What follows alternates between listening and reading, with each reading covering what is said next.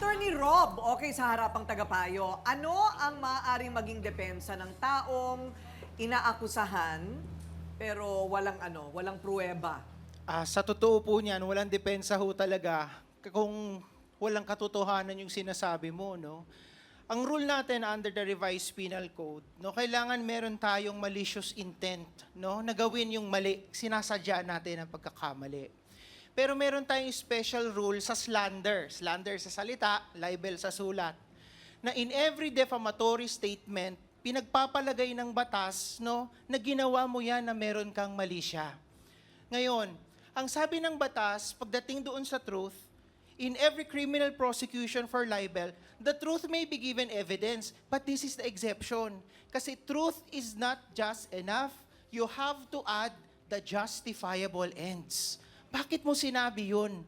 Sabihin na nating totoo, napatunayan mong totoo, pero hindi mo mapapatunayan na justifiable yung sinabi mo, makukonvict pa rin doon sa slander, pagsalita, o kaya libel naman kapag ka panulat ang paninira. Ayan. So, malinaw yun, Ning. Hindi ba na mahirap na? Kahit sabihin mo pang totoo na siya yung nagkamali. Darating din ang araw, gagaling talaga magiging perpekto na rin si Aiza pagdating ng panahon. Di ba? Kasi walang taong perpekto. Sabihin na natin tama ka. Sabihin na natin totoo, may extra service siya. Totoong nagkamali siya, pero hindi yun sapat na dahilan para magsabi ng kung ano-ano kahit kanino. Yun. So, siya naman, ayaw niyang aminin na siya'y nagkamali. Problema na niya yun, di ba? Kung talagang ayaw niya. Okay, Doc Camille, okay pa ba na nandiyan ka pa rin sa grupong yan kahit na hindi na kayo nagkakasundo-sundo? Actually, mahirap kung sabihin natin hindi tayo nagkakasundo-sundo. Kasi dyan nag-uumpisa yung tinatawag nating faction.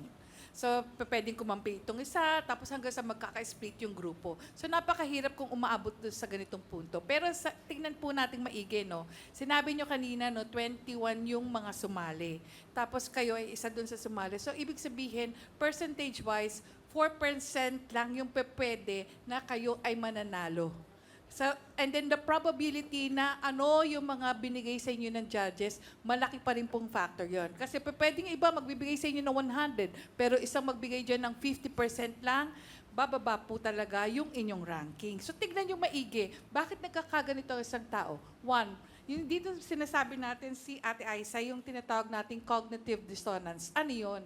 Kasi may mga pagkakataon, sa sobrang hindi niya yung pagsisinungaling, kung sakasakaling pagsisinungaling na ayaw niyang maniwala na nagkamali siya, gagawa siya ng paraan na paniniwalaan niya na hindi ako nagkamali. Ang tawag doon, cognitive dissonance. Ngayon, kung nag-overestimate naman ako na competent na sinasabi ni Ate Ning, hindi, magaling kami, nag-practice kami, ganyan. Ang tawag po dito naman, yung tinatawag nating Dunning-Kruger syndrome. So parehas po na merong sabihin na natin pagkakataon na apektado ang ating utak sa mga behavior natin, pero kung gusto nyo maging maayos kayo, pwede naman po at hindi tayo aabot sa magkahiwa-hiwalay dahil kasi magkakaibigan kayo.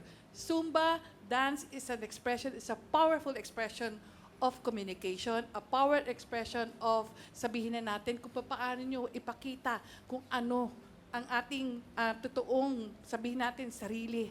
So sana magkaayos-ayos kayo kasi sayaw lang po yan. At malaking factor na, alam niyo, isa sa pinakamagandang sabihin natin, pamamaraan to praise God is to dance. So sana maintindihan nyo, when doing that, do what is best.